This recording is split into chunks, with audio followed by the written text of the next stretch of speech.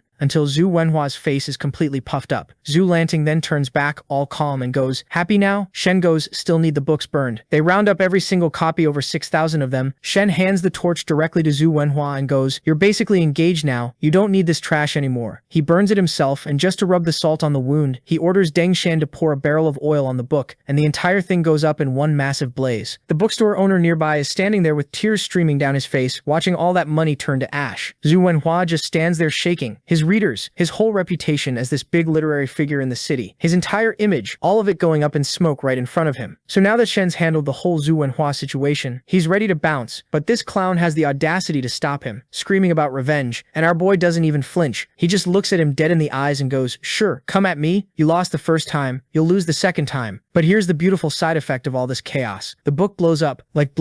Within 2 hours, 3,000 copies sell out in just one city. The drama was basically free marketing. Meanwhile, across town at the Shu mansion, Count Shu is pacing around, stressing about his daughter's engagement. He sent the invitation to the Jin family, but are they actually going to show? Chong Chong tells him to relax, saying how the governor is going to be there, and half the noble families in the province will be there, so who gives a damn about the Jin family? But the real conversation going on in their heads is way more sinister. See, that scheming rat Zhang has already mapped the whole thing out. The battle for Jinshan Island is going to absolutely wreck the Jin family, either wipe them out completely or leave them so crippled that Zhang basically runs the entire province by default. And if he manages to take down 2 feudal lords in one move, governor might not be that far-fetched. These two are sitting there smug as hell, patting themselves on the back, thinking there's no way they'd make the same mistake Tian Heng did. This one's in the bag. Then the butler bursts through the door looking all stressed and panicked. Zhu tells him to calm down, but the man is not calming down. He's rambling about some book, how it's selling insane numbers all over the city, and how everyone's talking about it. The family head gives him the most unbothered look and goes, "Why would I care about a book?" But the butler just shoves a copy into his hands anyway, so he opens it. And okay, first impression, he's actually impressed. The artwork is genuinely good, like legitimately talented stuff. He keeps flipping through, nodding along, and then he hits the illustrations. He stops, he stares, and then it clicks. The main character looks exactly like Xu Chanchan. Not kind of like her, not a passing resemblance. Every detail down to the last brushstroke. Xu Chan leans over to see what he's looking at, and she immediately bursts into tears. 8 years. 8 years of carefully crafting this image. The refined beauty, the talented noble daughter, the perfect fiancé. 8 years of reputation building. Gone. Shen torched all of it in a single afternoon, and apparently had a great time doing it. And it's not staying in the mansion. Outside the window, it's getting louder by the second. People passing the book around in the streets, pointing up at the Shu residence, going, "Wait, that's her. That's Xu Chanchan." The comments keep getting worse and worse until the stress just flatlines her, and she straight up faints. When she comes back around, she does what any desperate person would do. She picks the book back up, hoping to find something wrong with it. Some detail that's off, some inaccuracy she can point to. something she can use to call it a fabrication. She reads the whole thing and finds absolutely nothing. The writing's too clean, the details are too accurate. This thing is obviously going to be massive, and there is absolutely nothing she can do to stop it. She just sits there holding it, completely powerless, realizing that he dismantled her entire identity and published it for sale at a very reasonable price. So Zhang Jin comes crashing through the door, his face all screwed up, and before Qian Qian can say anything, he slaps her straight in the face, and then he starts complaining, asking her why she didn't kill him, Shen Lang, when she had the chance. But Shu Qian Qian, this woman doesn't even blink. She just turns and looks at him with the coldest eyes you've ever seen and goes, "So the moment things don't go your way, you hit your own fiancé? That's literally all you've got?" And bro, the silence after that line could have swallowed the whole room whole. Because she's right, he knows she's right, and there is absolutely nothing he can say to that. So what does Zhang Jin do? He spins around and punches a hole in the wall. Qian Qian tells him to calm down, but Zhang Jin storms off, saying he's going to see daddy. Meanwhile, Zhang Chong, the actually dangerous one in this family, is just sitting there peacefully reading Shen Lang's book. Zhang Jin walks all red and angry. He didn't need to say a word because Zhang Chong already knew what he was here for. So before he could even let him get 2 sentences out, Zhang Chong asked, "You are here to ask me to ban the book, are you not?" But he told him not to go that way because everyone knows a banned book becomes a bestseller overnight. If you actually want to destroy Shen Lang, the man himself has to die, and the entire mythical Turtle Count's mansion has to be wiped completely off the map. Zhang Jin starts freaking out a little, asking what they're supposed to do while Shen Lang keeps dragging the family name, and Zhang Chong just waves that off like, reputation? Who cares? He answers to the emperor and nobody else. The goal is to destroy the Jin family and the century-old rivalry between them. Nothing else matters. Zhang Jin gets it, but just as he thinks the conversation is over, his dad casually goes, "Did you hit Shu Chanchan?" And Zhang Jin just freezes because how? How does this man know everything? Zhang Chong doesn't even raise his voice, though he just tells him to get it together and stop embarrassing himself. And as Zhang Jin walks out, the math is clicking in his head. His dad needs 100,000 gold coins for a promotion. The Shu family alliance is what makes that happen. So he needs to lock in, kill his emotions, and stay focused on the mission. Burn the Count's mansion to the ground. Back at the mythical Turtle Count's mansion, Shen Lang is literally over here adding names to his enemy wall, and instead of being stressed, he's being sarcastic about it, muttering about how he barely dealt with 1 guy and 2 more already popped up. Then Jin Mulan walks in with this big warm smile and tells him his enemies are her enemies too, and you can tell by the look on Shen Lang's face that this man is absolutely cooked for her. But there's no time to be cute right now, because tonight is Shu Qingqian's engagement banquet, and Shen Lang has already decided he's showing up and making it everyone's problem. Basically, whoever steps out of line gets handled on the spot. Simple as that. Now while Shen Lang is hyped and locked in, his father-in-law Jin Sakai is over here having a full breakdown because the guest list for this banquet is genuinely terrifying. You've got Tang Yun, heir of some big northern noble house. You've got Nang Gongping, second son of another major family. And then the one that really makes Jin Sakai's stomach drop. There's a rep from the Yin Yuan Bank, which is basically this ancient mega bank with money and connections stretched across a dozen countries. And oh, by the way, they're also the Count's mansion's biggest lender. So not only are they surrounded by enemies at this party, but their own creditor walked in with them. Jin Sakai runs all of this to Shen Lang, looking like he needs a paper bag to breathe into, begging him not to go. But Shen Lang just sits him down and goes, "Relax, I already know exactly what they're doing." And then this guy proceeds to break down the entire enemy plan from memory. Step 1, flip all the other noble houses to the new regime, so the Count's mansion has 0 allies and stands completely alone. Step 2, cut off their money by calling in the debt and seizing Jinsan Island, their main income source. Step 3, once they're broke and isolated, move in for the kill with full imperial backing. Jin Sakai is sitting there with his jaw on the floor. The old master in the room is equally shook, muttering that he can't believe someone pieced all of that together from scattered fragments of information. But Shen Lang's not done. He holds up 2 fingers and says, the enemy's plan still has 2 weak spots that haven't been cracked yet, and once he gets through those, it's over. Jin Sakai looks around the room and basically says, this man is too talented to be caught up in their little family drama. He should be advising kings. Shen Lang waves it off and starts saying something about Jin Mulan being his queen in every sense, before he catches himself mid-sentence because yeah, her dad is literally sitting right there. Then Shen Lang asks why the previous count borrowed such an insane amount of money in the first place, and Jin Sakai goes quiet and admits the old man funded a private army, 3,000 soldiers, an entire fleet, and lost every single one of them. Shen Lang is genuinely caught off guard because that's the kind of military spending that small nations do, not noble households. But even after all of that, Jin Sakai still doesn't want him walking into that banquet, telling him he'll be completely surrounded on all sides. Shen Lang just looks at him and goes, dead calm. Are they gonna beat me? Jin Sakai slowly shakes his head, and Shen Lang gets this big grin like a kid who just found out the theme park has no lines, saying he wants as many people there as possible. The more targets to embarrass, the better. He also tips Jin Sakai off that people from the Yin Yuan Bank are gonna come knocking soon, and whatever they say, let it go in one ear and out the other. Jin Sakai can't believe the nerve of this guy, basically asking if he thinks he's psychic, and then literally 2 hours later, Yin Yuan Bank people show up exactly like Shen Lang predicted. They claim they haven't switched sides and still back the old nobility. But after the warning, Jin Sakai doesn't believe a single syllable coming out of their mouths, and does as Shen had told him. Meanwhile, over at the banquet hall, the engagement ceremony is going in full swing. The entrance is absolutely packed, and then Shen Lang pulls up. The second he steps out of that carriage, the whole crowd just stops. Not just because he looks like he was carved out of trouble, but because a delicate hand follows his out of the carriage. And then Shen Molan steps down. Perfect posture, long legs. The kind of entrance that makes everyone forget what they were doing and who they came with. The two of them walk in arm, completely unbothered. And as Shen Lang scans the room, he can already feel the hostility radiating from every corner. Good, that's exactly where he wants to be. They hadn't even taken 5 steps into this banquet before some random woman came speed-walking straight at Shen Lang with this fake timid look on her face, and then just absolutely unloaded. She's telling the whole crowd that a few days ago in Orchid Mountain City, she and Shen Lang were getting it in together. That he told her she was way better than his wife, and that he promised to make her his mistress. She didn't just stop there, she even called Jin Mulan a dead fish to her face. Now Jin Mulan is standing right there, and her eyes go sharp immediately because she knows her husband. But before anyone can react, this woman whips out a necklace with the character Lang carved on it, and starts waving it around like evidence, claiming it's a love token he gave her. Seeing this, the crowd started cursing Shen Lang, saying how he's an awful guy. But Shen Lang doesn't care about that because his eyes are fixed on the necklace because he recognizes the lock, the thing that went missing at the U-Place place. But instead of getting mad or flustered, he just quietly pulls one of his guys aside and whispers something. Then he turns back to this woman, who's still running her mouth at full speed, and asks her completely deadpan, "Okay, so how much do I owe you for that night?" She holds up 5 fingers, 5 silver coins. This man pulls out 10 gold coins and hands them over, enough to pay for like 390 clients. And she's so hyped about the money, she doesn't even register what he just implied. A few seconds later, his guy comes back with literally dozens of beggars in tow. Shen Lang just casually gestures to the woman and tells them she's all theirs. The beggar's eyes light up like Christmas morning. The woman's face goes completely white. She tries to bolt, the Count's mansion soldiers cut off every exit, and Shen Lang just calmly tells her, "Payment's been made, sweetheart. In business, you clear debts with goods." She breaks and starts screaming for the butler to come save her, full volume, yelling that she slandered Shen Lang on his orders. The butler's face does about 15 different things in 2 seconds before he composes himself, straightens up, and goes, "I have absolutely no idea who this woman is. How dare she drag my name into this?" Then tries to casually stroll away. The woman panics and just dumps everything, how the butler recruited her,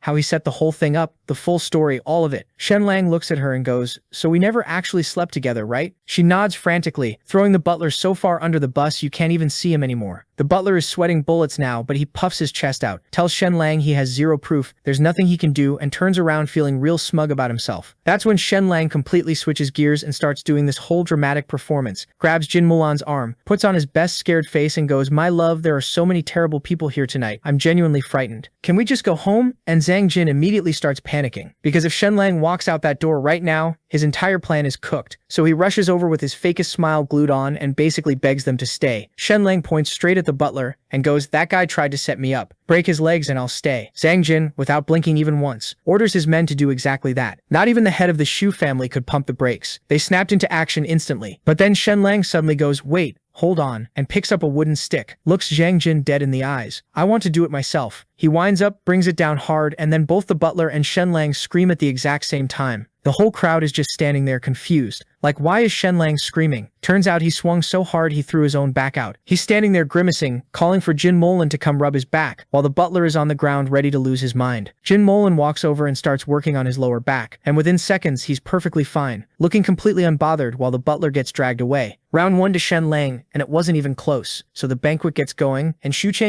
and Zhang Jin are at the entrance doing the whole gracious host routine, greeting everyone. When Shen Lang and Jin Mulan walk up, Shu Chen immediately lights up and starts chatting Jin Mulan up like they're old friends, but acts like Shen Lang is literally invisible, standing right next to her. Shen Lang clocks it, and you can tell it actually gets under his skin a little. So he asks Jin Mulan if she's got money on her. She says yes. He reaches into the bag, pulls out a fistful of gold coins, walks straight up to Shu Chen, places them in her hand, and says completely straight-faced that a man can owe all kinds of debts in life but never that kind, and this is payment for their 3 months together as husband and wife. Then he starts doing the math out loud. 3 months, 100 nights, so they must have been together around 200 times, and he just keeps going, totally calm, running the numbers, while Zhang Jin and Shu Chen's faces get darker and darker with every single word. Kru Chan eventually just forces a smile and waves them inside, but when they get to their seats, the Count's mansion crew has been stuck at table 9, which is a straight-up disrespect given how powerful their house is, and everyone everyone in that room knows it's deliberate. Shen Lang is not about to let Jin Mulan sit there and take that. But just before he can make a move, the whole room erupts. Two massive arrivals just walked in back to back. First, Tang Yun, heir of the Jinhai Count's scholar, is a guy who's sharp in both the books and on the battlefield, the full package. And right behind him, the governor's office envoy, a military man and son of the general who pacifies the south. Tang Yun especially is clearly on a different level. Good-looking, accomplished, the kind of guy the whole room wants to be around. And Shen Lang immediately leans over to Jin Mulan and asks, who's more handsome, him or Tang Yun? Jin Mulan says to him. Shen Lang grins like an absolute idiot. About a third of the room rushes to greet Tang Yun. The other two-thirds don't even approach, not because they don't want to, but because they know they're just not in his social league. Then a guy in black and green steps up to greet him, this year's second-ranked graduate, freshly appointed silver clothing inspector, with the power to audit hundreds of officials, and apparently the guy who's held the title of top scholar in mythical Turtle City for years, a name Shen Lang's been hearing his whole life. Last to pull up were Nangong Ping, from the Jinbei Marquis Mansion, and the Yinyuan Bank rep. Every single faction was now in the room, and every single one of them almost certainly had their eyes set on one thing, taking down the mythical Turtle Count's mansion. Now that everyone was in, the party could finally begin. Everyone took their seat and started chatting, knowing that these bastards would be up to no good. Jin Mulan leaned over to Shen Lang and said,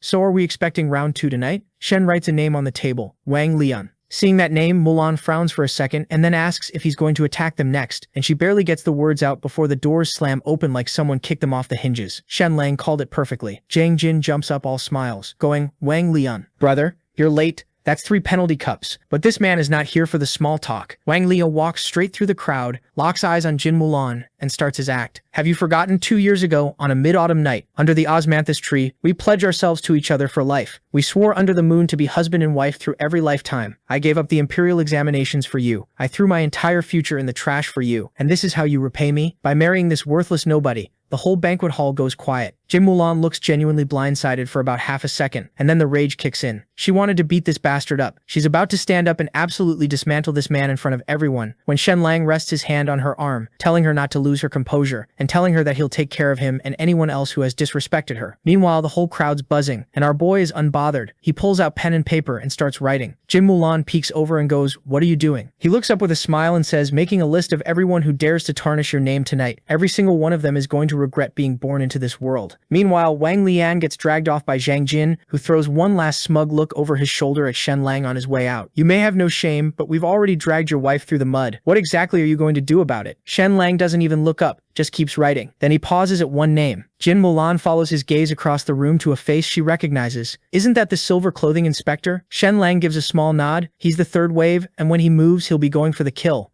Shen Lang tilts his head and goes, remember those 3 visitors we had last month? She thinks for a second, weren't those just patients coming to see the doctor? Shen Lang lets out this quiet little laugh like she said something adorable. That's exactly the point. She doesn't fully get it yet, but she trusts him completely. He leans back in his chair and goes, if any of them dare to make a move tonight, I'll bury all of them. The banquet gets rolling properly. Zhang Jin does his big grateful host speech. Toasts go around. Everyone's pretending to be civilized, and then out of nowhere, some guy stands up and goes, has anyone heard about this incredible book that just came out? Shen Lang's pen stops moving. He watches as a group of scholars start absolutely gassing up his book, quoting lines from it, calling it a future classic specifically, that line about how the net of heaven is vast but lets nothing through. Then they drop that Shen Lang wrote it, and suddenly the whole table erupts in praise, everyone raising glasses to the man of the hour. Shen Lang watches all of this unfold with the energy of a director watching his actors fumble their lines. The performance is terrible. He knows it's a setup. He can see every string being pulled. And then once again that bastard sits up from his seat, pointing a finger at our boy, calling him a shameless thief. Stealing my woman wasn't enough. You had to steal my poetry too? And once again the room starts talking. That's Zhang Jin's second strike of the night, and this one actually lands. Half the crowd is shocked, silent. The other half are already side-eyeing Shen Lang like they've just discovered he's a fraud, before anyone could say anything. This old guy stood up from his seat, Shen Lang's childhood teacher, and told everyone that he has taught Sheng, and although he was a good-for-nothing walking lel in the past, he would never stoop so low as to plagiarize. So he asked Wang Lian to show the proof. Wang Lian reaches into his sleeve with this big theatrical energy and goes, oh, you want evidence? I've got evidence. He pulls out an exam paper from 8 years ago with the poem written right there on it. Now, one thing that you guys should know is that although the county examination isn't a high-level imperial exam, it is still an official one. You can't fake that. The paper gets passed around to Tang Yun,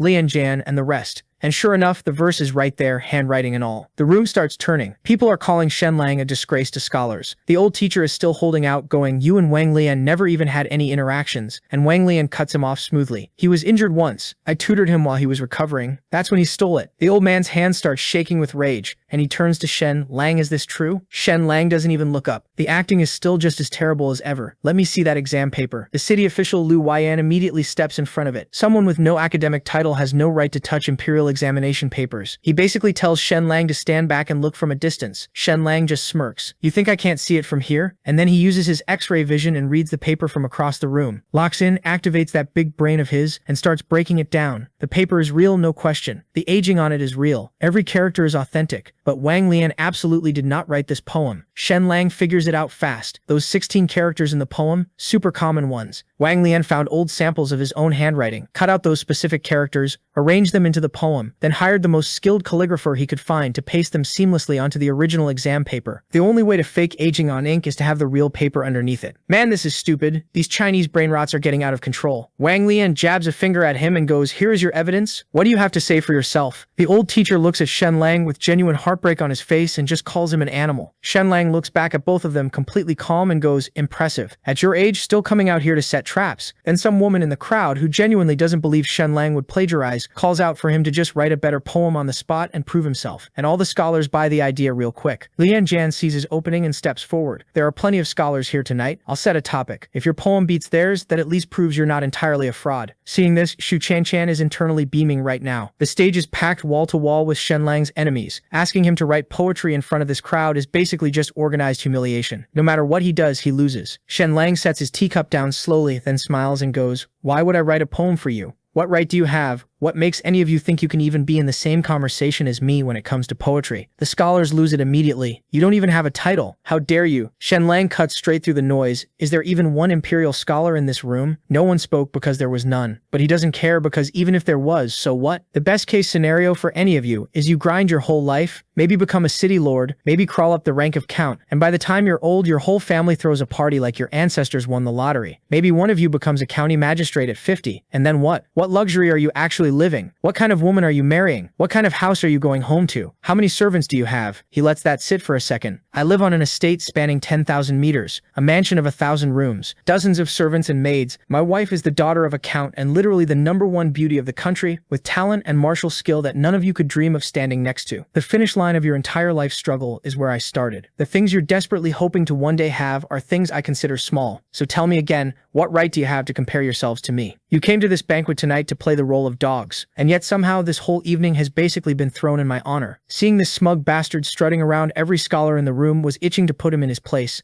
except none of them could argue with his logic. Infuriating. They were jealous, and honestly, rightfully so. One look at Jin Mulan's assets and you'd understand. I'd sell my grandmother, my liver, and my left shoe just to get within clapping distance of those cheeks. So Shen Lang looks dead at Xu Chanchan and goes, "You want me to prove myself? Are you serious right now?" And he breaks it down. "Look, back when I was a nobody, your family could have stomped out without a second thought. So we had to fight to clear my name with everything I had. That made sense. But now you want me to whip out a poem on command like some performing monkey? Get out of here with that." Now, while all this is going down, Wang Lin is sitting there absolutely losing it on the inside, because this whole night was supposed to be his thing, his big moment, his victory lap. So he reaches for his wine to cope, and at that exact second, Jin Mulan, without so much as blinking, without making a sound, just casually flicks a pill into his cup. Nobody caught it. Nobody except Shen Lang. He immediately clocks what just went down. That's the hallucinogenic stuff he cooked up earlier. Truth serum, basically. And Jin Mulan didn't go easy on the dose either. She put in enough to make sure this man physically cannot tell a single lie. Oh, and Wang Lin's already out here drowning his feelings in alcohol, which just makes the whole thing kick in faster and harder. This man just accidentally speedran his own destruction. So now Shen Lang looks over at Wang Lin, who's still running his mouth, feeling himself riding this high of thinking he already won and just does nothing. Doesn't clap back, just nothing. Because in Shen Lang's head, Wang Lin is already done. He's just a dead man who hasn't figured it out yet. The guy had the nerve to talk trash about his wife. There's a tab to settle, and Shen Lang is a very patient man. Then Wang Lin mid-rant starts feeling it. Head gets foggy, the room starts looking off. Something is very wrong, but he can't put his finger on what. Shen Lang smiles and goes, "Wang Lin, you've been setting me up this whole time, haven't you? Dragging my name through the mud." mud? And Wang Lin just cracks up laughing. Yeah, I have. I've been setting you up. The entire room goes dead silent. Nobody can even wrap their head around what they just heard. Shenlang keeps going. Did I steal your poem? And Wang Lin, grinning like an idiot, waves his hand. No.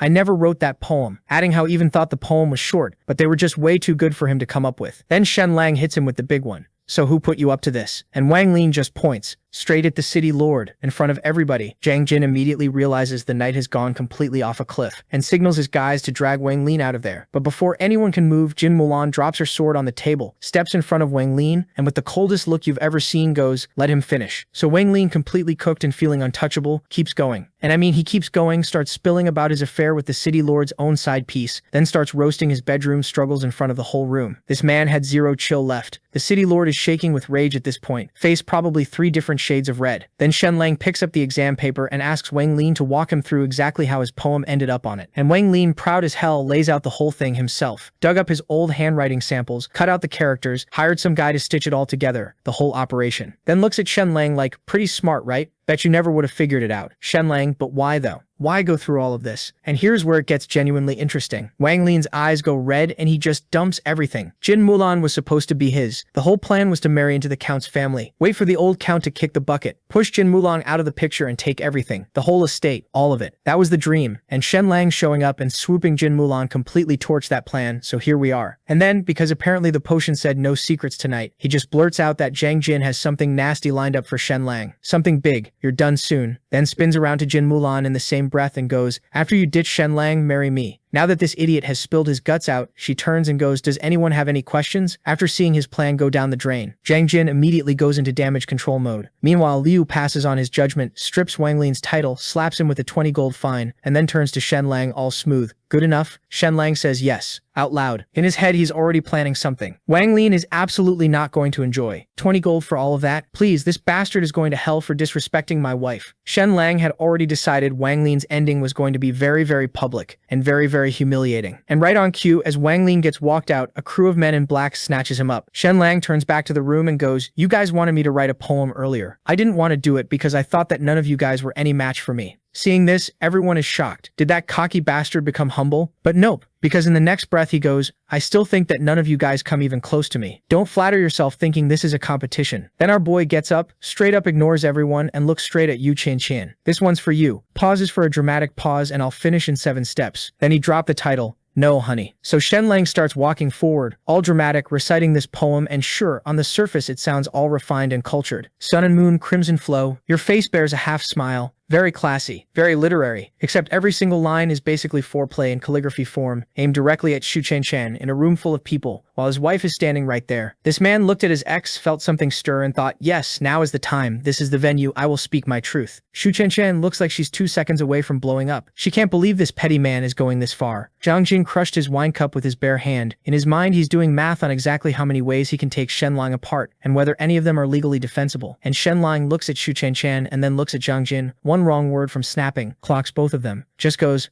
"Poem not doing it for you? Fine, let me put it to music." This man decided the problem wasn't the content, it was the format. And then he starts singing an entire song about Shu Qian, with her full name in it. "Shu Qian, you're my old love. Like a rose, you're the woman with your crimson lips. You eternally haunt my midnight dreams. This is not a drill." This man is serenading his ex-wife in front of her current man, his own wife, and an entire room full of scholars and officials. Shu Qian bit her own lip hard enough to draw blood. Shenlang immediately clocks it and goes, Qian, your upper lip is bleeding. What's wrong? Did you not like my singing? Should I switch to another song? Zhang Jin is now walking toward him with genuine murder in his eyes. Shenlang smoothly sidesteps behind Jin Mulan and goes, "Wife, it seems nobody here appreciates my artistry. Let's go home." And Jin Mulan, completely deadpan, nods and goes, "My dear, I really enjoyed your singing. Sing for me at home." But then Li Wenjing steps forward and goes, "Shenlang, you cannot leave." And Shenlang already knew this was coming. He'd been waiting for it, actually. Because Li Wenjing then announces to the whole room, what's most pathetic is a man who doesn't realize he's already walking toward his own death, then points at Shenlang and shouts that his act of treason has been discovered, and orders the guards to shackle him and drag him to the capital. Soldiers flood in from everywhere. Now here's the thing. Shenlang is not panicking at all. He's smiling, because this is exactly the trap he laid, and it just triggered perfectly. He looks at Li Wenjing and goes, "You chose to be someone else's blade. Enjoy what comes next. And when exactly did I ever plot rebellion? Don't throw accusations without proof." So Li Wencheng calls for ink and paper, pulls out Shenlang's poem, specifically circles a few characters from Boundless Romantic Affairs. Characters that look completely innocent on their own. But when you read them backwards, heavenly punishment for Prince Jin. As those words left his mouth, the entire room started talking. They couldn't believe that there was such a hidden message in the poem that he recited out loud at the banquet. This is apparently an open declaration of rebellion against Prince Jin himself, who, and this is where the lore drops, turns out to be the original crown prince of Southern Ouyang, adopted son and son-in-law of the current king. 20 years ago, the king of Southern Ouyang led the vanguard in a massive battle against the Shamu tribes and died in combat. And the current king was so moved he adopted his 9-year-old son as his own. So this man is basically a prince, and Shenlang just called for heavenly punishment on him in a poem, in public, on purpose.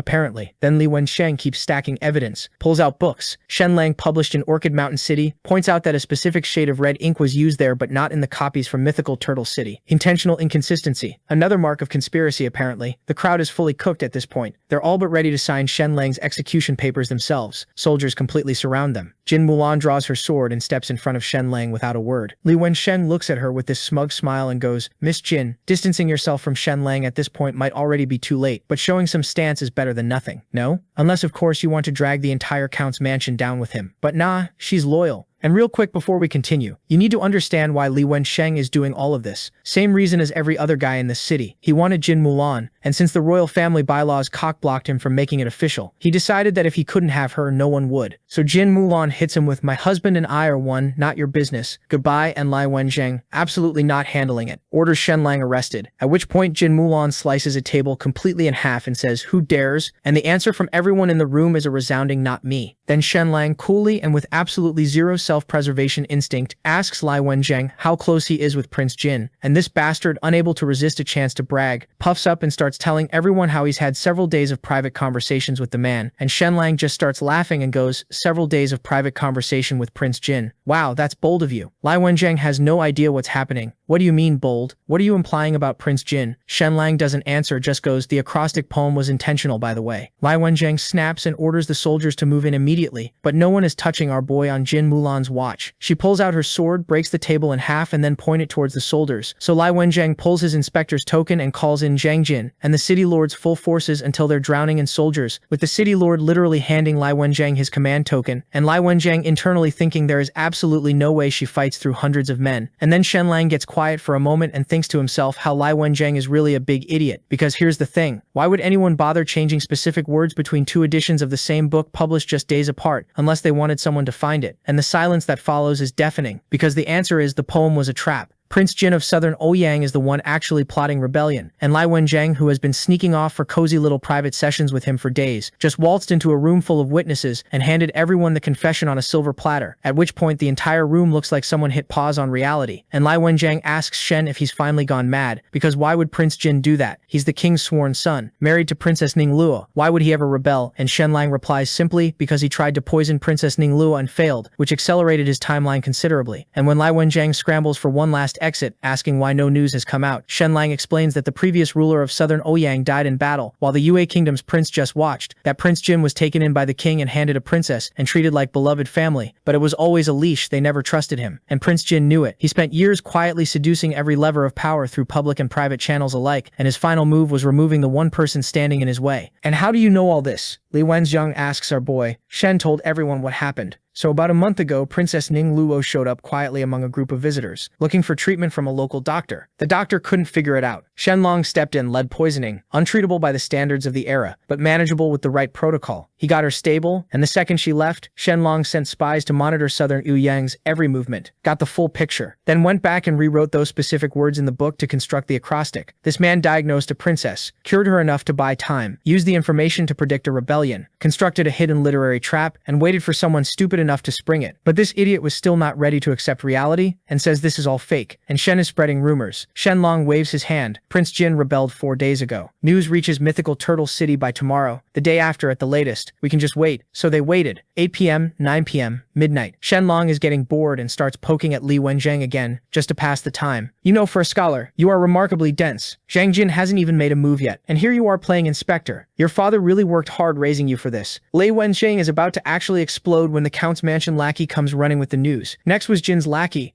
and soon enough the city lord's lackey confirms it. And lastly, the count's lackey walks in with the same news. Multiple sources, same news. It's real. Now that the news has been confirmed, our boy turns to Li Wensheng and goes, "Your little confession about those cozy private sessions with Prince Jin? Wrote it all down. Father-in-law's filing the full report. You can go ahead and sit with that." And Li Wensheng, who came into this evening expecting to win, collapses on the spot, foaming at the mouth, completely finished. At which point Shen Lang turns to the rest of the room with his arms spread wide and says, "Anyone else?" But no one dared. He then strolls over to Zhang Jin, produces a special limited edition copy of Boundless Romantic Affairs, hands it over as an engagement gift, and adds almost gently, "Don't look down on her for being second-hand. She's a good girl. Cherish her." Which causes Xu Changchen to absolutely dissolve into tears, and somehow Zhang Jin holds himself together long enough to say, "Thank you for the gift, Brother Shen. Sorry about the terrible hospitality tonight." Shen Lang surveys the room one final time. "Any other traps? Anyone?" He's available, he can wait, and is met with pure dead silence from everyone who hates him and can do absolutely nothing about it. So he nods, takes Jin Mulan's hand, and walks out. Once he was out, everyone finally relaxed, but then the doors opened again and Shen Lang's head popped out. He's almost disappointed that none of these idiots tried anything. So we cut to the Jin mansion, where Mommy Jin and the whole crew are already outside waiting to welcome Shen Lang back. Word had already spread about how he absolutely owned the engagement party, and Mama Jin's basically doing a happy dance inside, thinking her daughter hit the jackpot marrying this guy. Then Jin Mulan shuffles over, clearly dying to ask something but too awkward to spit it out. Shen Lang reads the room instantly and goes, "Let me guess, you want to know if anyone at the party mentioned you as the co-author of Boundless Romantic Affairs, right?" Jin Mulan nods like a puppy. Shen Lang looks him dead in the eye and says, "Nope. Not once." Jim Kong immediately breaks down crying, wailing about how he suffered too and deserves some credit. But literally nobody cares. Everyone's too busy fawning over Shen Lang to even glance in his direction. On the walk back, Shen Lang turns to his father-in-law and says, "Shame we couldn't drag Zhang Chong into the mess tonight." Jin Sakai waves it off, telling him Zhang Chong is no joke. Even he wouldn't bet on himself against that guy. He tells Shen Lang he did great to go rest, and that he'll handle what comes next. Shen Lang smiles, immediately clocking that his father-in-law is planning to use Prince Jin's rebellion drama as leverage to go toe-to-toe with the emperor himself. Cut to the next afternoon. Wang Lian wakes up in his uncle's secret hideout, totally disoriented, shoulder aching and with a feeling that he's forgetting something. Then it hits him. Oh right, Shen Lang was supposed to be finished. He starts laughing to himself, already mentally counting the money and power coming his way, now that the Count's mansion is toast. Then the door opens and Shen Lang walks in. Wang Lian looks like he's seen a ghost. "How are you here? Why aren't you dead?" Shen Lang just smiles and hits him with nobody who's ever crossed him. Has walked away clean, and this guy didn't just mess with him, he went after his wife's reputation too. Originally Shen Lang had a special death plan for him, but it seems fate had other ideas. Wang Lian has no idea what he's talking about, so Shen Lang casually goes, "Hey, quick question, why is there a bite mark on your leg? Did a mad dog get you last night or something?" Wang Lian looks down at his calf and freezes. He bolts up to go find a doctor, totally ignoring the part about his shoulder being bitten too. But the second he steps outside, he's surrounded by soldiers from the Count's mansion. Shen Lang leans in and asks him if he really doesn't remember what he said last night specifically. That he told the lord of the city that he'd been cuckolded. Wang Lian's stomach drops because yeah, he actually did say that. Shen Lang shrugs and says, "Look, he wanted to kill this guy with his own hands, but on the way back, Wang Lian got mauled by a mad dog, and honestly, that's probably the universe handling it." Then he has the soldiers drag out those same two dogs and lets them loose again. Meanwhile, across town at the New River County Zhang Chong's mansion, Zhang Chong's son Zhang Jin is reporting back to his dad that the plan to take down Shen Lang completely fell apart. But here's the thing, Zhang Chong had already figured out Shen Lang's hidden poem in the writing, and his first reaction wasn't celebration, it was suspicion. Something felt too neat, too planned. So instead of making a move himself, he quietly handed the knife to someone else to do the dirty work, keeping his own hands clean. Even while processing the loss, Zhang Chong can't help but respect Shen Lang. He tells his son to walk him through every single thing that happened the previous night. Zhang Jin hangs his head and says it was a total disaster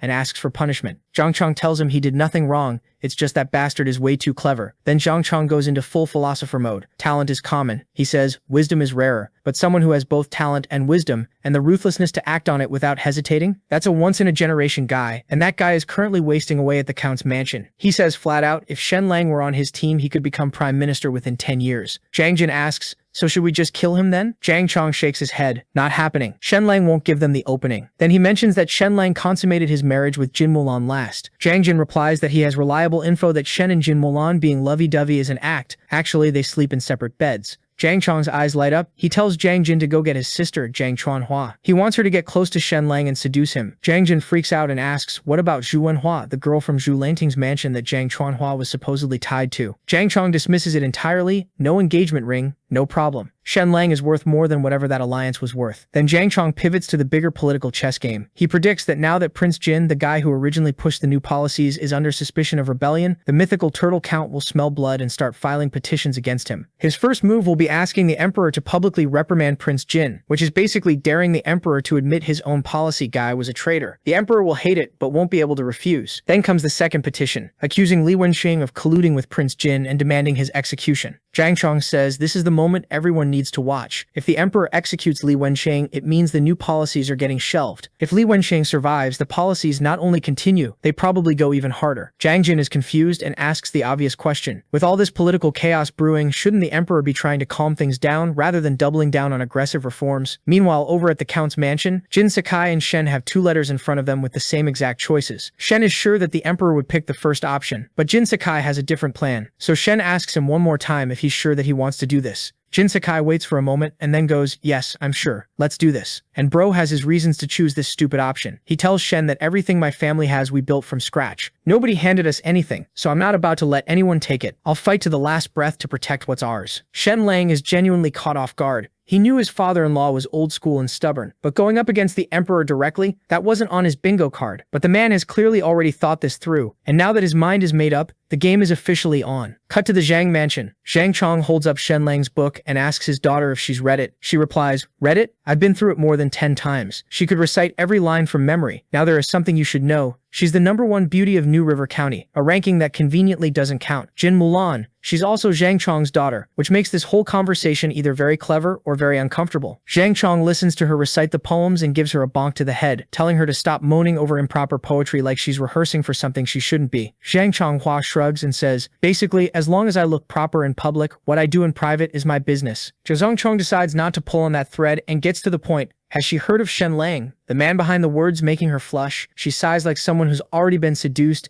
and says she's had feelings for him through his writing for ages. Zhang Chong nods and lays out the mission. Get close to Shen Lang. Get very close if necessary. Pull him to their side. Oh, and one more thing. He and Jin Mulan haven't actually consummated their marriage yet. Zhang Chonghua's eyes light up like she's just been handed the keys to something. She basically says, so I'm off the hook from that dull arrangement I was dreading, and I get to pursue a man I've already been fantasizing about? Don't say another word, I'm already halfway there. She's practically glowing. Zhang Chong tells her not to let a single opportunity slip through her fingers. Zhang Chonghua smiles slowly and tells him, Dad, you're good at playing politics, but the art of persuasion, that's always been my strongest skill. I'll handle this one personally. Meanwhile, our boy was finally enjoying some well-deserved peace, which was its own kind of danger. Because an idle Shen Lang with nothing to do and too much imagination is a hazard to everyone around him. And the two of them were busy enjoying each other's company in ways best left unspecified when a servant knocked and ruined everything by announcing that Zhang Chonghua, Zhang Chong's daughter, had come for a visit. Shen Lang's face went white on the spot, and when he spun around, he found Jin Mulan already wearing that slow, knowing smile that meant she was going to enjoy every second of his suffering, so he immediately launched into full damage control. Baby, I swear I have never touched a Zhang Chunhua in my life. I don't even know what she looks like. I am completely and entirely. At which point Jin Mulan sweetly cut in to mention that she was only the #1 beauty of New River County, which Shen Lang immediately dismissed as gossip, marketing, and total fiction, leaving Jin Mulan cautiously hopeful for half a second before he ruined it by declaring that his title of #1 most handsome man in the entire known world. Now that was legitimate and hard-earned. Jin Mulan had no words. Shen Lang, undeterred, smoothly pivoted to tell her that when a man has a wife whose waist alone is enough to make him lose his mind among considerably other things, what exactly would he be looking elsewhere for? Which sent Jin Mulan's face straight to scarlet, and before he could keep going, she pressed her hand over his mouth to shut him up, which backfired immediately when he turned it into an opportunity to kiss her palm, leaving her heart doing something embarrassing before she cleared her throat, composed herself, and said they should just go meet this so-called beauty already. And Shen Lang, already 3 steps ahead, knew exactly what Zhang Chong was trying to pull with this little visit. He found it almost funny, like the man has Jin Mulan at home. What could possibly tempt him? Then he actually sees Zhang Chunhua, and his brain just quietly submits its resignation. Meanwhile, Zhang Chunhua sees him and suddenly becomes very aware of her own heartbeat, which is unprofessional of her but understandable. Meanwhile, Jin Mulan is already ready to commit violence. But then Zhang Chunhua grabs her hand, calls her sister, brings her perfume that smells like a seduction scene, and heaps so much praise on her it's basically a full-body massage, and Jin Mulan's still side-eyeing her so hard she can see her own spine. Why are you here specifically to see my husband? And Zhang Chunhua just goes, oh, the servant misunderstood. I said both of you. Anyway, here's this incredibly sensual perfume. Enjoy. I love you.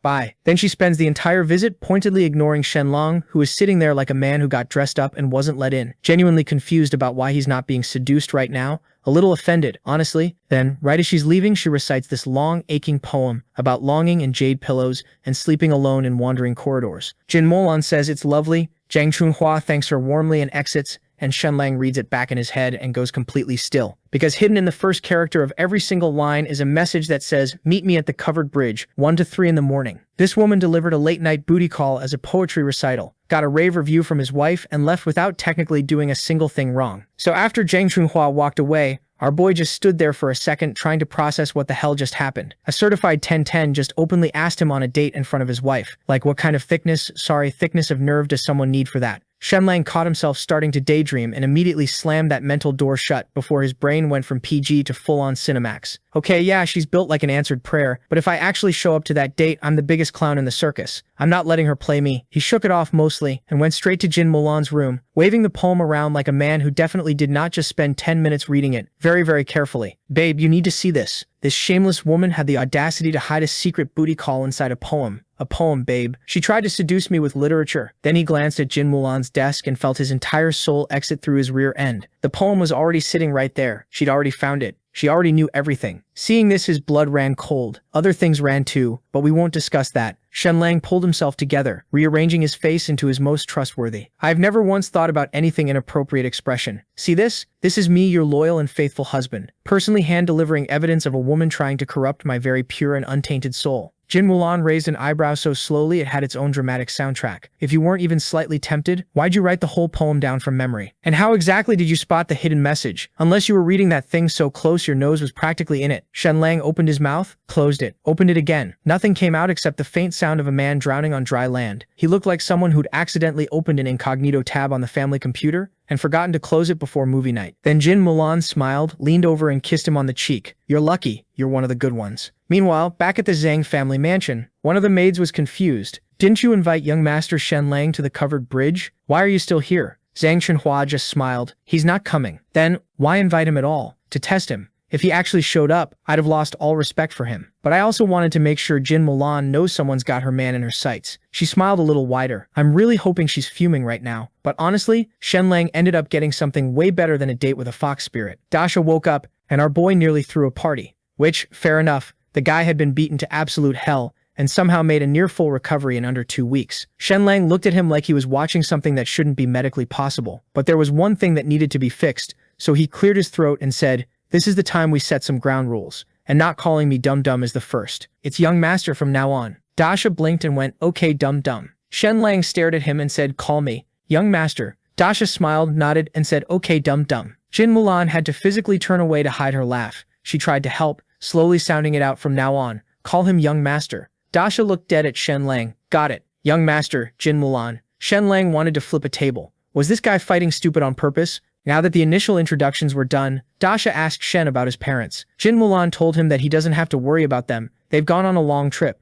You'll stay here from now on. Besides, she glanced at Shenlang and then said, "A lot of people are trying to give this one a hard time. He needs someone watching his back." Dasha stood up immediately. All of that goofiness gone in an instant. He didn't love the idea of living in someone else's home, but someone out there was trying to mess with Dum-Dum. That was a completely different conversation. They can hit me all they want, but nobody touches Dum-Dum. There's actually a reason Dasha's been like this since they were kids, and it's simpler than you'd think. Growing up, nobody ever wanted to play with Dasha. Not a single person would spare him the time except for one kid who had some screws loose. Later that evening in Jin Mulan's room, she started talking about testing Dasha's abilities tomorrow. She had a feeling the guy had some serious untapped martial arts talent, and Shenlang was nodding along like a supportive husband until something in his brain went off, because wait, a talent reveal setup? He sat straight up with the energy of a man who just remembered he was the main character. Hold on, if we're testing people tomorrow, I want in. He was already fully committed to the vision. Shenlang, a once-in-a-millennium martial arts prodigy, was chosen by the universe itself. It was basically written in the stars, and the universe frankly owed him that much. Jin Mulan gently suggested it was late and maybe he should go rest his once-in-a-millennium body. So he shuffled back to his room where he lasted approximately 4 minutes of lying there before he heard it. The faint sound of running water from next door, and his brain, fresh off being called one of the good ones less than 2 hours ago, immediately started doing calculus. It had absolutely no business touching. He told himself no, he was a disciplined man, a faithful man, a man of character and integrity. Then he was scaling the courtyard wall with a book tucked under his arm as his legal alibi, just a normal man enjoying late-night literature under the moonlight.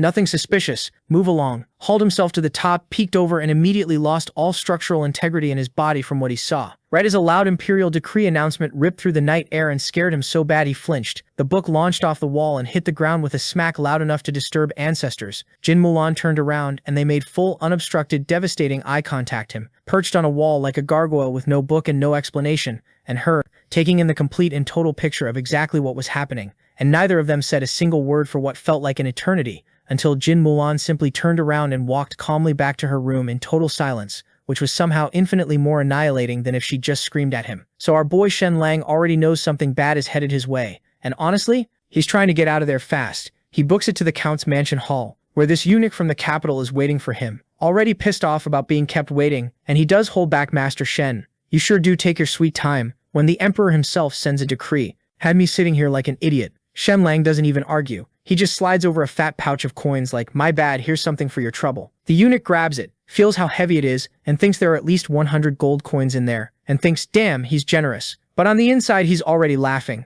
thinking no amount of money is saving this guy from what's coming. Then he reads the decree out loud. Shen Lang is hereby recognized for exposing the conspiracy, and is granted the title of Imperial Academy Scholar. Jin Mulan's face goes ice cold the second she hears it. And look, here's the thing. The Imperial Academy sounds fancy, until you know what it actually is. It started out as a place for noble kids who couldn't pass the civil exams but still wanted an official title. But then rich merchant families started buying their way in, and now the whole thing is basically a diploma mill for people with deep pockets and no actual qualifications. It's the bottom of the barrel in the academic world, the lowest rung. So after everything Shen Lang did, saving Princess Ning Luo and blowing the lid off a full-blown conspiracy, this is his reward? An academic participation trophy that money can literally buy? It's not just underwhelming, it's a straight-up insult. A slap in the face to the entire Count's mansion, gift-wrapped with a bow and a legal obligation to say thank you. Shen Lang takes it all in and goes, we've got maybe 5 or 6 days of peace left tops. Then, because this man cannot help himself, he starts monologuing about how he's actually a deeply kind person who hates conflict and that it's this cruel world that keeps forcing his hand. But before he can even get to the good part, Jin Mulan and Jin Sakai have already walked away, both of them, just gone. Shen Lang stands there alone, mid-speech, yelling how he wasn't even done. That night, Shen Lang spots a light coming from Jin Mulan's bathing loft. He creeps outside, telling himself he's just getting some air. Just a man, innocently standing outside his wife's bathroom window at midnight, purely for respiratory reasons. And just as he positions himself for his completely innocent air-getting, slam, the window shuts right in his face. This man loses it. He doesn't sleep, he stares at the ceiling. He replays the window closing in slow motion. He builds an entire courtroom in his head and loses the case. The next morning he arrives at breakfast and sits down, stands back up, slams his hand on the table. He announces he's not eating. Then he turns to Jin Mulan and begins what can only be described as the most unhinged, passive-aggressive spiral in the history of marriage. Mulan, do you look down on me because of my background? No, of course. Is it because you think I'm a freeloader living off your family's wealth? Is it my lack of martial arts? My missing title? Do you find me unworthy? Unattractive? Undesirable? Do you simply feel nothing? Jin Mulan is stepping toward him the way you approach a raccoon that's gotten into something it shouldn't have. Trying to explain herself, she said, I really do like you. Did I say something wrong? Shen Lang takes a breath, looks her dead in the eyes, and with the full weight of a man who has been wronged by the universe itself, then why did you close the window while you were bathing? Do you think I'm some kind of degenerate? I was simply outside, breathing, at night, near your window, like a normal husband. And you couldn't extend me even the basic courtesy. Jin Mulan goes very still. She looks at him, she looks at the window he's describing. She looks back at him. She slowly clenches her fist as the full picture assembles itself in her mind. This man, this absolute man, watched her close a window and somehow made himself the victim, has been up all night, constructing an elaborate emotional breakdown because he did not get to peep on his own wife, and is now demanding an apology for it. So this bastard got what he deserved, not so long after the residents of Jin Mansion got to enjoy his screams. Later that day, the results of Dasha's bone examination come back, and they are wild. One of the top 6 martial arts masters in the entire kingdom confirms it. Dasha is a once-in-a-century prodigy, a talent even above Jin Mulan's, but time. Shen Lang sees an opportunity, and immediately asks the master to assess him too. Great master, while you're at it, am I perhaps a once-in-a-millennium genius? The master stares at him for a long, uncomfortable moment. He genuinely cannot bring himself to say the truth out loud. So he goes with you. You're really something, even I cannot see through you. Shen Lang takes this as a yes and starts laughing. The master just stares into the middle distance, questioning his career choices. Riding this high, Shen Lang marches up to Jin Mulan and tells her that he wants to start training martial arts. She's actually thrilled until he explains his real reason to us, which is pure revenge. He's planning to get strong enough to pay her back 100 times over for every beating. To her face though, completely different story. My only goal in training is to protect my beloved wife and of course my dear in-laws. Jin Mulan melts a little. That's sweet. Do you have any specific goals in mind? Shenlang stares off dramatically into the distance. Just half an hour a day. Nothing extreme. Give me a year and I'll be able to defeat a certain very powerful enemy. So Jin Mulan turns all sweet and goes, "Darling, am I the powerful enemy you've been losing sleep over?" And our boy, our supposedly unreadable, once in 10,000 prodigy, folds immediately. No, absolutely not. Where would you even get that idea? Then, desperate to salvage whatever dignity he has left, he starts talking himself up, unreadable to grandmasters. Generational talent. A living legend. He is currently horizontal on the ground. 1 hour of horse stance later, and this generational talent is spiritually departed. His soul has left. Jin Mulan looks over, bright-eyed and ready for round 2. And Shenlang has a sudden, urgent, very important appointment somewhere that is not here. Martial arts can wait. He's a busy man. Meanwhile, over at the Zhang mansion, Inspector Li Wenjiang has been marinating in a prison cell for days, fully convinced he's about to meet his ancestors. Then the imperial decree arrives, and the verdict is 1 year's salary. Li Wenjiang stands there in literal shackles, blinking slowly, not processing. They uncuff him. He still doesn't get it, and instead of dropping to his knees in gratitude and maybe reflecting on his choices, this man's ego immediately inflates. The emperor must treasure me deeply. Clearly, I'm destined for great things. Zhang Jin shows up, tells the servants to feed him and draw him a bath, and within 20 minutes of leaving prison, this absolute menace is already plotting revenge. Remarkable, genuinely impressive levels of delusion. Meanwhile, Father Jin has heard the news and is operating at volcanic levels of fury. Li Wenjiang kept his title, kept his rank, walked out basically untouched, which means the new policies are about to get brutal. The old man is pacing, going on about blood and sacrifice and legacy, and Shenlang is standing there being annoyingly calm about all of it, walking through exactly why this outcome was predictable given the political math. Father Jin is not soothed. He's worried about what happens when the emperor actually focuses on them. Shenlang doesn't blink. "I already have a plan, father-in-law. We won't lose. And tonight we put this rabid dog down for good." Just then the butler walks in with the news that Li Wenjiang is outside, with troops. Father Jin steps out and asks this man what the hell he thinks he's doing. Thinking to himself, this bastard just got out of prison and he's already back on his nonsense. Li Wenjiang says he's here to arrest Jin Mulan. Father Jin absolutely loses it. What crime could my daughter have possibly committed that requires this many soldiers? And Li Wenjiang, wearing the smaggest face ever assembled on a human head, delivers it. Death by collision. The crowd outside goes tense immediately. Everyone in this city loves the Jin family and they know it. So Li Wenjiang lays out his case. Jin Mulan's cavalry allegedly went galloping through the streets, injuring 13 civilians and killing 5, and he had the bodies and the wounded brought forward right there on the spot to prove it. Shenlang's internal monologue, "You ruthless bastard," because he clocks it instantly. Li Wenjiang staged the whole thing. He hurt civilians himself, then pinned it on the count's mansion. Jin Mulan steps forward and calmly asks where her cavalry actually is. Li Wenjiang smiles and says they've already been arrested, and once the governor signs off, every last one of them gets executed. Shenlang's eyes go cold. He knows this story doesn't add up, because he personally tried to provoke Jin Mulan's cavalry once before, and barely got a scratch. These are disciplined professional soldiers. The death by collision charge is fiction. But Li Wenjiang isn't done twisting the knife. He tells Jin Mulan that if she doesn't come quietly, he can't guarantee what might happen to her people in custody. And among those cavalry is Jin Jiang, Jin Mulan's most trusted confidante, fiercely loyal, dangerous in a fight, and also notably, someone who turns the color of a tomato every single time Shenlang gets within 10 feet of her. Yep, this bastard remembers her only because of this debate. Everyone knows what happens to a woman who ends up in the wrong hands behind bars. Jin Mulan, who treats every single one of her soldiers like family, is 2 seconds away from doing something heroic and catastrophically stupid. So our boy stepped in and started roasting this bastard. And our boy does not hold back. He walks straight up to Li Wenjiang and goes, "Idiot, have you seriously not learned your lesson?" And he really didn't, because he was high on power and was dropping embarrassing lines like, "When you're standing in front of absolute power, all your little tricks mean absolutely nothing." Shenlang's response, he completely ignores it. Yeah, you should probably start running. They're coming." He says it like he's talking about rain. "Someone showed up at the Zhang's mansion 3 hours ago to get you. Now they're heading toward mythical Turtle City." Li Wenjiang just stares at him. Shenlang shrugs.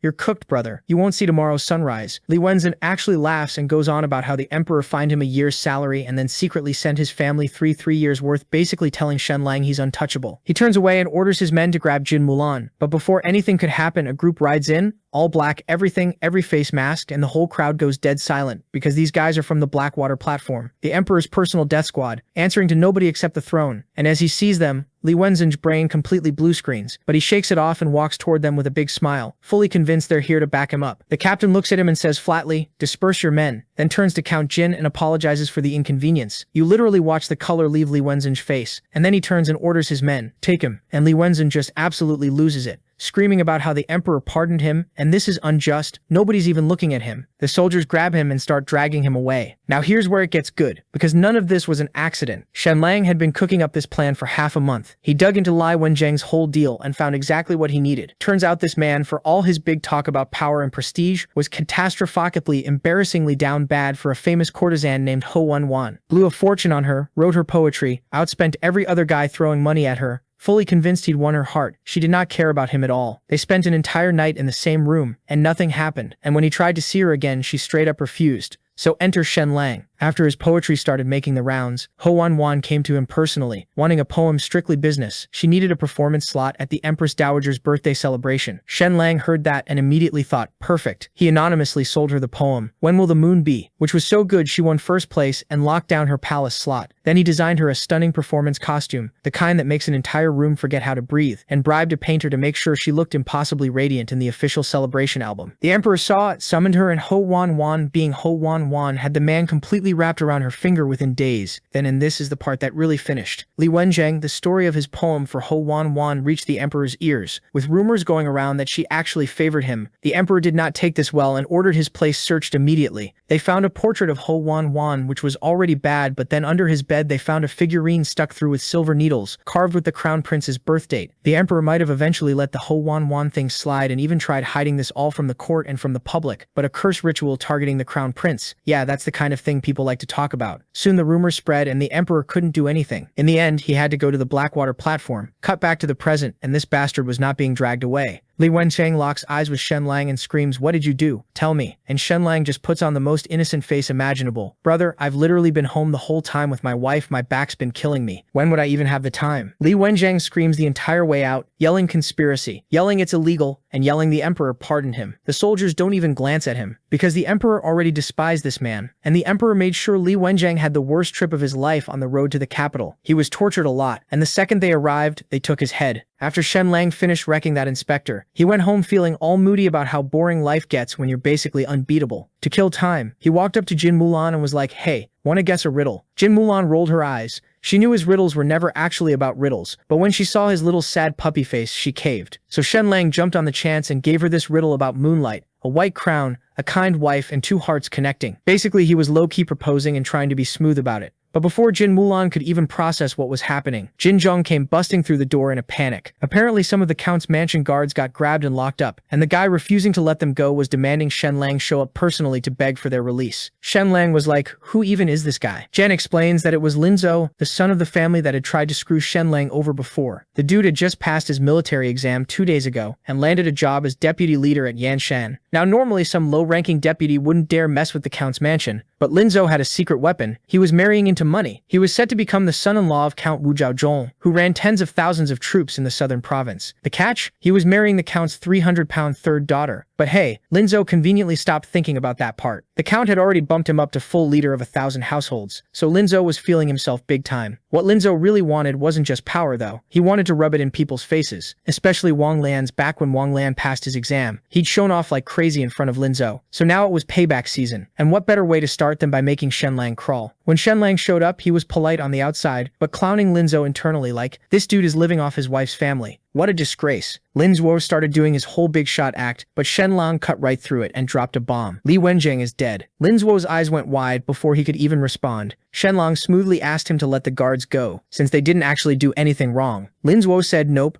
claimed the guards trampled someone to death, and he was going to interrogate them tonight. Shenlang pointed out that a deputy leader doesn't really have the authority to do that. Lin Zhou clapped back, saying since soldiers' family members were among the victims, he suspected murder, which gave him the authority. Then Lin Zhou laid out 2 options for Shenlang. Option 1, take the guards by force. But that would look like rebellion, giving the king an excuse to come after the Count's mansion. Option 2, Shenlang publicly bows and apologizes to Lin Zhou. Because back when Lin Zhou's old man Tian Heng died, Lin Zhou had to hide in the capital out of shame, and he never forgot that embarrassment. He wanted Shenlang to feel it too. Shenlang had already figured out his move though. He kept his cool and said, "Alright, give me till tomorrow. Let me think about it. Lin Zuo agreed, thinking Shenlang was stuck with no way out, and already imagining the humiliation. Walking away, Shenlang put the pieces together. The king Count of Jinggan and the Count's mansion's old enemy, so he suspected that these bastards are teaming up against him, an ambush from every angle, but Shenlang, totally unbothered. He already knew exactly how to handle it. Meanwhile, across town, Wang Lian, the guy Lin Zuo had been missing so much, was actually still alive. Shenlang hadn't let him get torn apart, but the rabies was making him miserable. The only thing keeping him going was Shenlang's painkillers. So when Wang Lian saw Shenlang, he ran to him, not to fight, but to beg for the meds. All that hate he used to have for Shenlang, gone, completely gone. Shenlang said, sure, you can have the painkillers, but do me one favor first. Wang Lian immediately said yes without even asking what it was. Shenlang smiled and said, your buddy Lin Zuo is back in town and dying to see you. Go give him a surprise, get a little drunk tonight, and if you happen to bite him on the neck and pass out together, well, that's just what happens when old friends reunite, right? Cut to hours later, and now we are in front of Lin Zuo's room. Shen is filling in the details of his plan for Wang Lian and reminding him that he's free to walk away, but if he does, he won't get the painkillers. Meanwhile, Lin Zuo was with his dad, and his dad was tense because this idiot was messing with the wrong guy, but he told him to relax, saying, the Lin family's about to make it big. Don't even stress about Shen Lan. I got it handled. His dad believed every word, proud as ever. They were heading back inside when suddenly there was a commotion at the gate. A servant ran up saying some guy claiming to be Lin Zhu's close friend was trying to force his way in. Lin Zhu heard Wang Lan yelling and immediately said, let him through. This was exactly what he needed to make his big comeback feel complete. When he saw Wang Lan looking like a total mess, Lin Zhu felt amazing. This dude used to show off in front of him constantly. So Lin Zhu put on his concerned friend act, helped him up, and was like, bro, what happened to you?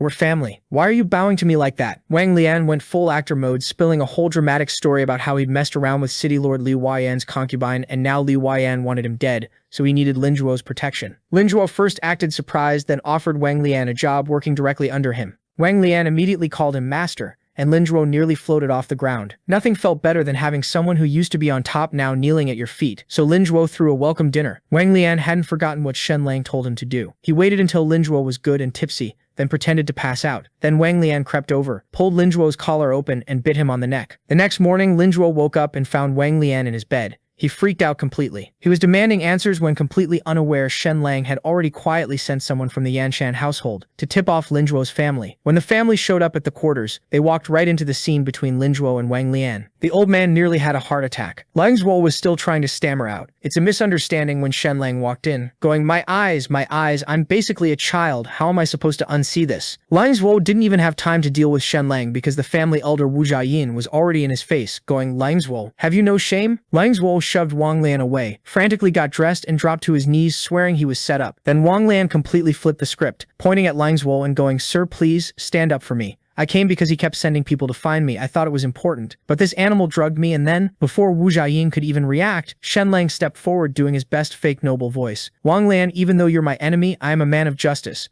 I can't just watch this happen. I'll personally provide guards to escort you to the governor's office to file a complaint." By now, Lang Zhuo knew 100% this was all Shen Lang's doing. Of course, Shen Lang played innocent. "I only came today to give you my answer from yesterday. I had no idea I'd walk into this. Brother Wang Lian, let's go file that complaint." But the old man told him to stop. Shen Lang turned around. "What?" Without wasting any time, he asked our boy, "What does he want?" and then said, "Some of my men are here. The ones you locked up for no reason. I want my men back." Wu Jiayin told Lin Zhuo to release the soldiers. Lin Zhuo was absolutely seething but had no choice. Once all the guards were free, Shen Lang twisted the knife one more time. "Oh, and I'm taking Wang Lian with me too. I'm worried you might try to silence him." And just like that, he walked out with Wang Lian in tow. But Shen Lang wasn't done with Lin Zhuo, not even close. He had bigger things planned. Meanwhile, Wu Jiayin, the family elder, started putting things together. He noticed Wang Lian seemed weirdly sensitive to light and clocked the bite mark on Lin Zhuo's neck. Being Wu Jiaojuan's older brother, he knew things. He started demanding triple the original payment from Lin Zhuo while cooking up cover stories, and all this time, his eyes kept drifting back to that wound on Lin Zhuo's neck. Back at the Count's mansion, Shen Lang strolled in and gave Jin Sakai a thumbs up. Mission done. Guards rescued. Everyone home safe. Jin Sakai was thrilled but couldn't help feeling a little bummed comparing Shen Lang to his own useless son. Then Shen Lang brought up something that was bugging him. "Hey, that Wu Jiayin guy seems a little off to me." Jin Sakai filled him in. Apparently, over 20 years ago, Wu Jiayin had competed with Count of Jinggan for a big title and lost because he never had kids to carry on the line. Before Shen Lang could even feel sorry for the guy, the butler rushed in. "Sir, there are villagers and village elders outside asking to see you." Shen Lang sighed. "Who's causing trouble now?" and went out to see what was going on. Turns out it was a huge problem. The silkworm cocoon harvest had been massive this year, but not a single merchant in the entire city would buy them. And this wasn't just annoying, it was a crisis. Out of 100,000 farmers on the estate, 70,000 of them depended on silk farming to survive. No buyers meant no income for those 70,000 people. And on top of that, a quarter of the Count's mansion's yearly revenue came from taxing cocoon sales, so the whole estate's finances were about to collapse. Making things worse, cocoons don't last long. If they're not processed in time, moths hatch from the inside and destroy everything. The villagers explained the Shu family and the Lin family had both refused to buy. Even the silk merchants from other counties who showed up every single year were nowhere to be seen. And as a little extra twist of the knife, the Shu family head and his daughter said if anyone was going to negotiate with them, it had to be Shen Lang himself coming to their door. Shen Lang immediately recognized it as a setup, but he kept his cool and told the villagers, "Don't worry, I'll handle it." Then under his breath, "These people really don't value their lives, do they? I just finished wrecking Lin Zhu, and now the Shu family wants to try me." An hour later, Shen Lang showed up at the Shu residence and went straight to the point. "So you actually had the nerve to come at me again." Here's what had happened. The Shu family had previously used a recipe Shen Lang made for golden silk, presented it to the crown prince, and got a royal seal of approval out of it. Now they wanted more. Their deal, hand over the recipes for purple and rainbow dyes, and they'd buy the cocoons but only at half price. They also made it real clear that they weren't bluffing, warning Shen Lang that the entire southern province had agreed not to buy the cocoons. Basically, they had him cornered. They gave him 3 days to decide, but nah, Shen Lang wasn't about to let these people push him around. He basically laughed in their faces, told them they were absolutely delusional if they thought he'd bend over for that, and walked out. Back at the Count's mansion though, he dropped the whole tense act and was just vibing, playing chess with Jin Mulan, who was getting absolutely destroyed by the way, and like the absolute fool he was, he decided to poke the sleeping dragon and started teasing her about it. So naturally she went straight for the jugular. So she said sweetly, tilting her head, "What exactly were you doing last night?" Shen Lang broke into a full sweat instantly. "Nothing, just teaching Bing how to read." Jin Mulan stared at him with the flattest expression known to mankind. "Teaching? With your arms around her, with mouth to mouth." She let that sit for a second. "And didn't I also hear you running your mouth about how we're a couple with zero action? Something about how if things kept going this way, Bing's kid would already be a few months old by now?" Shen Lang, operating at peak shamelessness, immediately tried to throw Bing completely under the bus. "My lady, I swear on everything she came onto me. You know I'm a man of deep principles and iron self-control." Jin Mulan was already walking toward him, fist clenched, done entertaining a single syllable of that nonsense. A moment later, screams were bouncing off every wall in the mansion. So the 3 days Shu Chen had given him were nearly up, 1 day left on the clock. Fresh rumors were spreading across the territory daily, each one juicier than the last. Shen Lang had tried sliding into the Lin family's silk business as a backup option, but after the whole Lin Zhou mess, they weren't touching him. They actually ran straight to the Shu family to spill everything. Don't fall for it, don't let him get in. And Shu Chen, she was savoring every single moment, already fantasizing about Shen Lang showing up at her door, head low, ready to beg. The image was practically keeping her warm at night. Sure enough, with time expiring and the cocoons on the verge of going bad, the desperate villagers came back to the mansion with nowhere else to turn. Shen Lang looked every single one of them in the eye and said, "Whatever humiliating conditions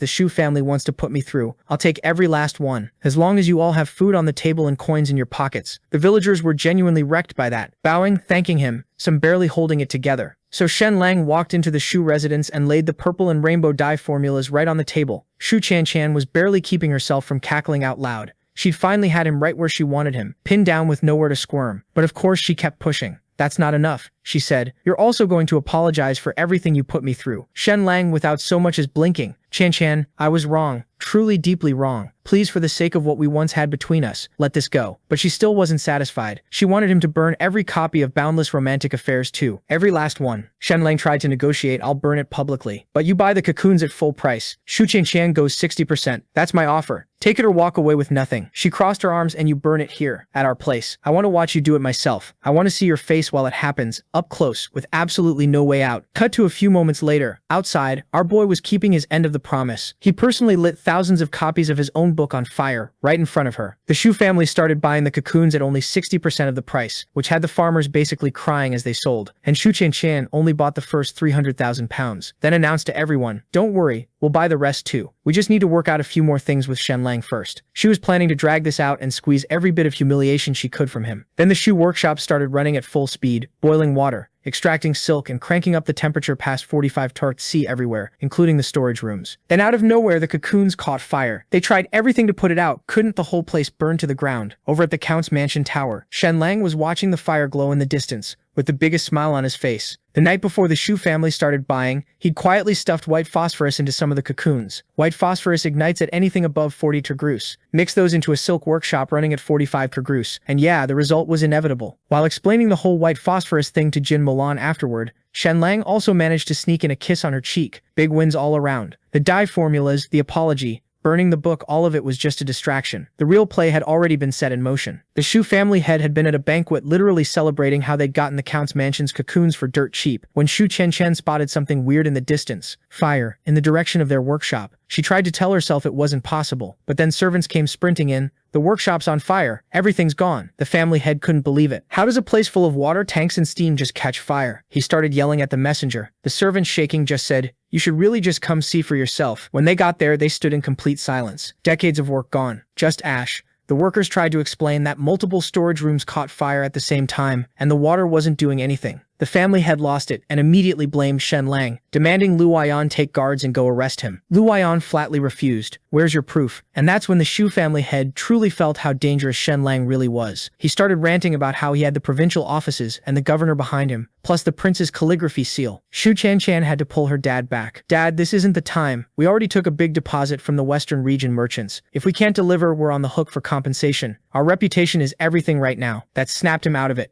The Lin family head conveniently showed up right then, offering their workshop for free with one condition. They all team up against Shen Lang. But even with the Lin family's workshop secured, the Shu family had a much bigger problem. They'd gone on a buying spree this year and already snapped up nearly all the cocoons in the entire southern province. Now with their stockpile gone, the only place left to buy from to fulfill the Western merchant contract was the Count's mansion. Shen Lang's place. The Count's mansion had exactly enough 3 million pounds to cover what they needed. In the most ironic twist possible, the Shu family now needed to come crawling to Shen Lang. Meanwhile, Zhang Jin followed Zhang Chong's orders and went to meet the Marquis Zhenbei, and then the Count of Jinhai. He was working for the Emperor, and right now his mission was to collect as many allies and launch a siege on Jin Mansion. Cut back to what happened a few days ago. The old man had advised them not to do anything stupid and to own up to their mistakes, and it worked with his guidance. Lin Zhou got on the good side of his father-in-law despite what happened. Hell, he even got promoted and was now operating under Marquis Zhenbei, and immediately got his orders to gather allies and harass people from the Jin Mansion. His father-in-law gave him full freedom to act on his own, and even told him not to be afraid to cross the line. They have to make the Count suffer, regardless of the cost. Add that to his previous hatred towards Shen. He went all out, causing all types of problems for them. Cut to the Jin Mansion, and our boy was absolutely in his element. He was sketching a portrait of Bing, giving her the ancient world equivalent of a Valencia filter, softening every edge, brightening every curve. They were having the time of their lives when Jin Zhong came with the news that Shu Chen had come over to meet him. A moment later in the main hall, Shu Chen made her entrance, and good lord, she had shown up. She looked stunning, dressed to absolutely kill, and her entire energy towards Shen Lang had flipped so hard it practically left skid marks. Shen Lang took one long look at her outfit and felt something click in his brain. Wait, this is exactly how I dressed her character in the book. She had literally cosplayed herself from boundless romantic affairs, down to the last detail. The woman had done her research, committed fully, and showed up wearing it like armor, or maybe like a peace offering. He wasn't sure which, and honestly that made it more interesting. She's really not playing around. Then for the final blow, Shu Chen reached into her sleeve and whipped out a copy of his book and went, "Master Shen, I've read this 11 times, cover to cover. Everything I've ever read before feels like amateur scribbling compared to this. When is the second volume coming? Because I am desperate for it." Shen Long calmly lifted his tea, took a slow sip, and said absolutely nothing. Didn't even blink. She leaned in completely, using all of her assets, and went,